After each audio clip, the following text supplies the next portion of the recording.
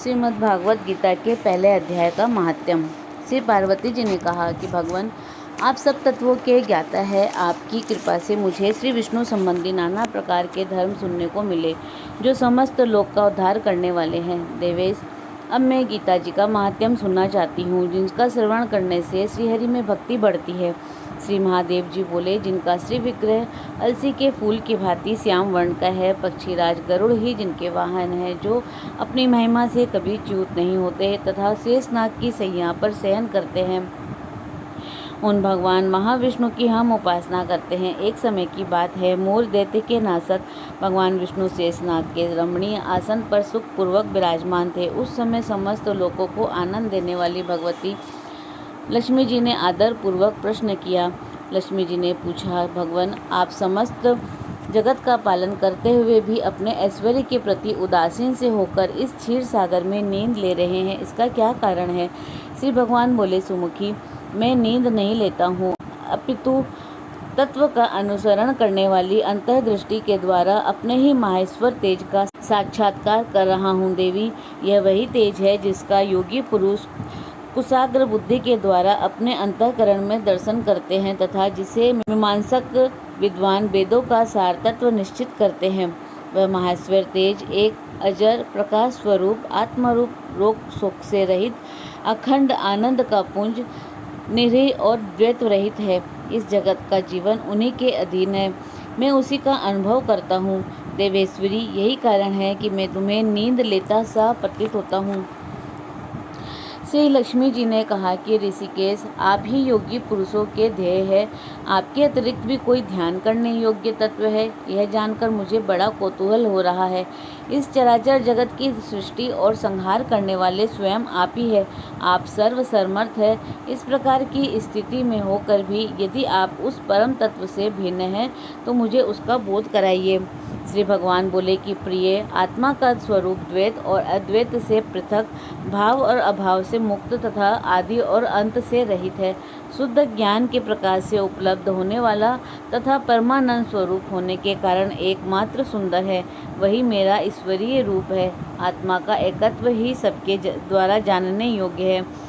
गीता शास्त्र में इसी का प्रतिपादन हुआ है। अमित तेजस्वी भगवान विष्णु के ये वचन सुन लक्ष्मी देवी ने शंका उपस्थित करते हुए कहा, भगवान, यदि आपका स्वरूप स्वयं परमानंदमय तथा मन वाणी की पहुँच से बाहर है तो गीता कैसे उसका बोध कराती है? मेरे इस संदेह का आप निवारण कीजिए।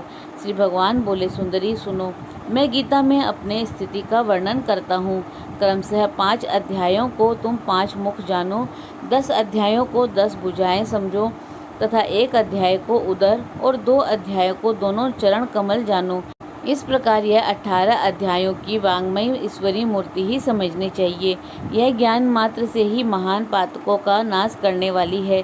जो उत्तम बुद्धि वाला पुरुष गीता जी के 1 या आधे अध्याय का अथवा 1 आधे या चौथाई श्लोक का भी प्रतिदिन अभ्यास करता है, वह सुशर्मा के समान मुक्त हो जाता है। श्री लक्ष्मी जी ने पूछा, देव, सुशर्मा कौन था, किस जाति का था तथा किस कारण से उसकी मुक्ति हुई? श्री भगवान बोले, प्रिय, सुशर्मा बड़ी खोटी बुद्धि का मनुष्य था। पापियों का तो वह शिरोमणि ही था। उसका जन्म वैदिक ज्ञान से शून्य एवं क्रूरता पूर्वक कर्म करने वाले ब्राह्मणों के कुल में हुआ था। वह न ध्यान करता था, न जप, न होम करता था, न अतिथियों का सत्कार। वह लंपट होने के कारण सदा विषयों के सेवन में ही आसक्त रहता था। हल जोतता तथा पत्ते बेचकर जीविका चलाता था। उसे मदिरा पीने का व्यसन था तथा वह मांस भी खाया करता था। इस प्रकार उसने अपने जीवन का दीर्घ काल व्यतीत कर दिया। एक दिन मूढ़ बुद्धि सुशर्मा पत्ते लाने के लिए किसी ऋषि की वाटिका में घूम रहा था। इसी बीच काल रूपधारी काले सांप ने उसे डस लिया। सुशर्मा की मृत्यु हो गई। तदंतर वह अनेक नरकों में जा वहाँ यातनाएं भोगकर मृत्युलोक में लौट आया और वहाँ बोझ ढोने वाला बैल हुआ। उस समय किसी पंगु ने अपने जीवन को आराम से व्यतीत करने के लिए उसे खरीद लिया। बैल ने अपनी पीठ पर पंगु का भार ढोते हुए बड़े कष्ट से 7-8 वर्ष बिताए। एक दिन पंगु ने किसी ऊंचे स्थान पर बहुत देर तक बड़ी तेजी के साथ उस बैल को घुमाया। इससे वह थककर बड़े वेग से पृथ्वी पर गिरा और मूर्छित हो गया। उस समय वहाँ कौतूहलवश आकृष्ट होकर बहुत से लोग एकत्रित हो गए।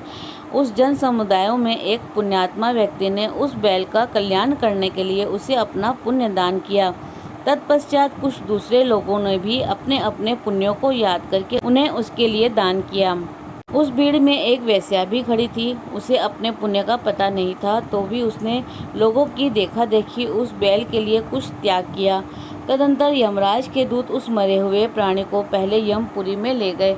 वहाँ वह विचार करके कि यह वेश्या के दिए हुए पुण्य से पुण्यवान हो गया है, उसे छोड़ दिया गया। फिर वह भूलोक में आकर उत्तम कुल और शील वाले ब्राह्मणों के घर में उत्पन्न हुआ। उस समय भी उसे अपने पूर्व जन्म की बातों का स्मरण बना रहा।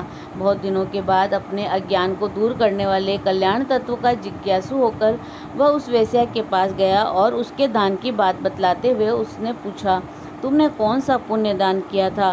वेश्या ने उत्तर दिया कि वह पिंजरे में बैठा हुआ तोता प्रतिदिन कुछ पढ़ता है, उससे मेरा अंतःकरण पवित्र हो गया है, उसी का पुण्य मैंने तुम्हारे लिए दान किया था। इसके बाद उन दोनों ने तोते से पूछा। तब उस तोते ने अपने पूर्व जन्म का स्मरण करके प्राचीन इतिहास कहना आरंभ किया। सुख बोला, पूर्व जन्म में मैं विद्वान होकर भी विद्वता के अभिमान से मोहित रहता था। मेरा राग द्वेष इतना बढ़ गया था कि मैं गुणवान विद्वानों के प्रति भी ईर्ष्या भाव रखने लगा। फिर समय अनुसार मेरी मृत्यु हो गई और मैं अनेक घृणित लोकों में भटकता फिरा। उसके बाद इस लोक में आया। सद्गुरु की अत्यंत निंदा करने के कारण तोते के कुल में मेरा जन्म हुआ। पापी होने के कारण छोटी अवस्था में ही मेरा माता पिता से वियोग हो गया।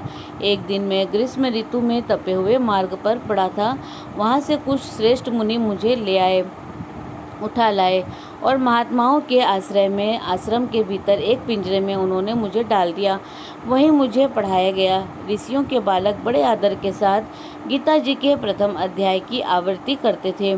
उन्हीं से सुनकर मैं भी बारंबार पाठ करने लगा। इस बीच एक चोरी करने वाला बहेलिये ने मुझे वहाँ से चुरा लिया और उसके बाद इस देवी ने मुझे खरीद लिया। यही मेरा वृत्तांत है, जिसे मैंने आप लोग को बता दिया। पूर्व काल में मैंने इस प्रथम अध्याय का अभ्यास किया था, जिससे मैंने अपने पाप को दूर किया है। फिर उसी से इस वेश्या का भी अंतःकरण शुद्ध हुआ है और उसी के पुण्य से ये दिव्य श्रेष्ठ सुशर्मा भी पाप मुक्त हुए हैं। इस प्रकार परस्पर वार्तालाप और गीता जी के प्रथम अध्याय के माध्यम की प्रशंसा करके वे तीनों निरंतर अपने अपने घर पर श्री गीता जी का अभ्यास करने लगे। फिर ज्ञान प्राप्त करके वे मुक्त हो गए। इसीलिए जो गीता जी के प्रथम अध्याय को पढ़ता है, सुनता है तथा अभ्यास करता है, उसे इस भव सागर को पार करने में कोई कठिनाई नहीं होती। श्री परमात्मने नमः। पहला अध्याय। धृतराष्ट्र बोले, हे संजय, धर्मभूमि कुरुक्षेत्र में इकट्ठे हुए युद्ध की इच्छा वाले मेरे और पांडु के पुत्रों ने क्या किया? इस पर संजय बोले, उस समय राजा दुर्योधन ने व्यूह रचना युक्त पांडवों की सेना को देखकर और द्रोणाचार्य के पास जाकर यह वचन कहा, हे आचार्य, आपके बुद्धिमान शिष्य द्रुपद पुत्र धृष्टद्युम्न द्वारा व्यूहकार खड़ी की हुई पांडु पुत्रों की यह बड़ी भारी सेना को देखिए। इस सेना में बड़े बड़े धनुषों वाले युद्ध में भीम और अर्जुन के समान बहुत से सूरवीर हैं, जैसे सात्यकी और विराट तथा महारथी राजा द्रुपद और धृष्टकेतु, चेकितान और बलवान काशीराज, पुरुजित, कुंती भोज और मनुष्यों में श्रेष्ठ सेव्य तथा पराक्रमी युद्धामनु तथा बलवान उत्मोजा, सुभद्रा पुत्र अभिमन्यु तथा द्रौपदी के पांचों पुत्र, ये सभी महारथी है। हे ब्राह्मण श्रेष्ठ, हमारे पक्ष में भी जो जो प्रधान है उनको आप समझ लीजिए। आपके जानने के लिए मेरी सेना के जो जो सेनापति है उनको कहता हूँ। एक तो स्वयं आप और पितामह भीष्म तथा कर्ण और संग्राम विजयी कृपाचार्य तथा वैसे ही अश्वत्थामा, विकर्ण और सोमदत्त का पुत्र भूरिश्रवा तथा और भी बहुत से सूरवीर, अनेक प्रकार के शस्त्र अस्त्रों से युक्त, मेरे लिए जीवन की आशा को त्यागने वाले, सब के सब युद्ध में चतुर है। भीष्म पितामह द्वारा रक्षित हमारी यह सेना सब प्रकार से अजय है। भीम द्वारा रक्षित इन लोगों की यह सेना जीतने में सुगम है। इसीलिए सब मोर्चों पर अपनी अपनी जगह स्थित रहते हुए आप लोग सब के सभी निसंदेह भीष्म पितामह की ही सब ओर से रक्षा करें। इस प्रकार द्रोणाचार्य से कहते हुए दुर्योधन के वचनों को सुनकर कौरवों में वृद्ध और बड़े प्रतापी पितामह भीष्म ने उस दुर्योधन के हृदय में हर्ष उत्पन्न करते हुए उच्च स्वर में सिंह के नाद के समान गर्ज कर शंख बजाया। इसके उपरांत शंख और नगाड़े तथा ढोल, मृदंग और नरसिंहादि बाजे एक साथ ही बजे। उनका यह शब्द बड़ा भयंकर हुआ। उसके अनंतर सफ़ेद घोड़ों से युक्त उत्तम रथ में बैठे हुए श्री कृष्ण महाराज और अर्जुन ने भी अलौकिक शंख बजाए। उनमें श्री कृष्ण महाराज ने पांचजन्य नामक शंख और अर्जुन ने देवदत्त नामक शंख बजाया। भयानक कर्म वाले भीमसेन ने पौंड्रक नामक महाशंख बजाया। कुंती पुत्र राजा युधिष्ठिर ने अनंत विजय नामक शंख और नकुल सहदेव ने सुघोष और मणिपुष्पक नाम के शंख बजाए। श्रेष्ठ धनुष वाले काशीराज तथा महारथी शिखंडी तथा धृष्टद्युम्न तथा राजा विराट और अजय सात्विकी तथा राजा द्रुपद और द्रौपदी के पांचों पुत्र और बड़ी भुजा वाले सुभद्रा पुत्र अभिमन्यु, इन सब ने हे राजन अलग अलग शंख बजाए और उस भयानक शब्द ने आकाश और पृथ्वी को भी शब्दायमान करते हुए धृतराष्ट्र पुत्रों के हृदय विदीर्ण कर दिए। हे राजन, इसके उपरांत कपिध्वज अर्जुन ने खड़े होकर धृतराष्ट्र पुत्रों को देखकर उस शस्त्र चलने की तैयारी के समय धनुष उठाकर ऋषि के श्री कृष्ण महाराज से यह वचन कहा, हे अच्युत, मेरे रथ को दोनों सेनाओं के बीच में खड़ा कीजिए, जब तक मैं इन स्थित हुए युद्ध की कामना वालों को अच्छी प्रकार देख लूं कि इस युद्ध रूप व्यापार में मुझे किन किन के साथ युद्ध करना योग्य है। दुर्बुद्धि दुर्योधन का युद्ध में कल्याण चाहने वाले जो ये राजा लोग इस सेना में आए हैं, उन युद्ध करने वालों को मैं देखूंगा। संजय बोले, हे धृतराष्ट्र, अर्जुन द्वारा इस प्रकार कहे हुए महाराज श्री कृष्णचंद्र ने दोनों सेनाओं के बीच में भीष्म और द्रोणाचार्य के सामने और संपूर्ण राजाओं के सामने उत्तम रथ को खड़ा करके ऐसे कहा कि हे पार्थ, इन इकट्ठे हुए कौरवों को देख। उसके उपरांत प्रतापुत्र अर्जुन ने उन दोनों ही सेनाओं में स्थित हुए पिता के भाइयों को, पितामहों को, आचार्यों को, मामाओं को, भाइयों को, मामों को, भाइयों को, पुत्रों को, पौत्रों को तथा मित्रों को, ससुरों को तथा सुहृदयों को भी देखा। इस प्रकार उन खड़े हुए संपूर्ण बंधुओं को देखकर वे अत्यंत करुणा से युक्त हुए। कुंती पुत्र अर्जुन शोक करते हुए यह बोले, हे कृष्ण, इस युद्ध की इच्छा वाले खड़े हुए स्वजन समुदाय को देखकर मेरे अंग शिथिल हुए जाते हैं और मुख भी सूखा जाता है और मेरे शरीर में कंप तथा रोमांच होता है तथा हाथ से गांडीव धनुष गिरता है और त्वचा भी बहुत जलती है तथा मेरा मन भ्रमित सा हो रहा है, इसीलिए मैं खड़ा रहने को भी समर्थ नहीं हूँ। हे केशव, लक्षणों को भी विपरीत ही देखता हूँ तथा युद्ध में अपने कुल को मारकर कल्याण भी नहीं देखता। हे कृष्ण, मैं विजय नहीं चाहता और राज्य तथा सुखों को भी नहीं चाहता। हे गोविंद, हमें राज्य से क्या प्रयोजन है अथवा भोगों से और जीवन में से भी क्या प्रयोजन है, क्योंकि हमें जिनके लिए राज्य, भोग और सुख आदि इच्छित है, वे ही सब धन और जीवन की आशा को त्याग कर युद्ध में खड़े हैं, जो कि गुरुजन, ताऊ, चाचे, लड़के और वैसे ही दादा, मामा, ससुर, पोते, साले तथा और भी संबंधी लोग हैं। इसीलिए हे मधुसूदन, मुझे मारने पर भी अथवा 3 लोक के राज्य के लिए भी मैं इन सबको मारना नहीं चाहता, फिर पृथ्वी के लिए तो कहना ही क्या। हे जनार्दन, धृतराष्ट्र के पुत्रों को मारकर भी हमें क्या प्रसन्नता होगी। इन आतताइयों को मारकर तो हमें पाप ही लगेगा।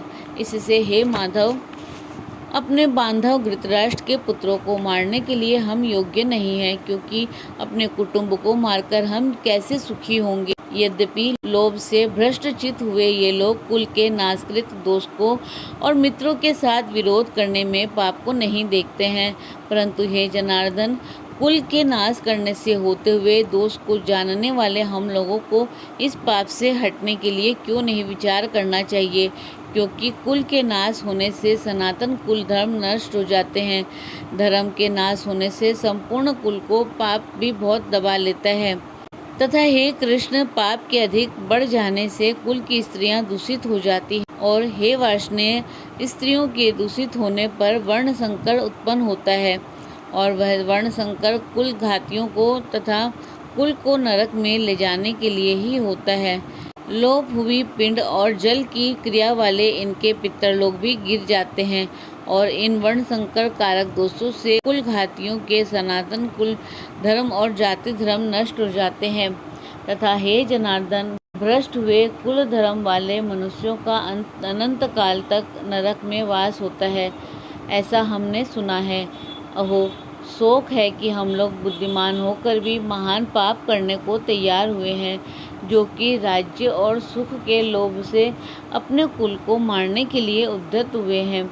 यदि मुझ शस्त्र रहित न सामना करने वालों को शस्त्रधारी धृतराष्ट्र के पुत्र रण में मारे तो वह मारना भी मेरे लिए अति कल्याणकारक होगा। संजय बोले, रणभूमि में शोक से उद्विग्न मन वाले अर्जुन इस प्रकार कहकर बाण सहित धनुष को त्याग कर रथ के पिछले भाग में जाकर बैठ गए। अतः श्री मद्भागवत गीता रूपी उपनिषद एवं ब्रह्म विद्या तथा योग शास्त्र विषयक श्री कृष्ण और अर्जुन संवाद में अर्जुन विषाद योग नामक पहला अध्याय। ओम तत्सत। बोलो भगवान श्री कृष्ण की जय।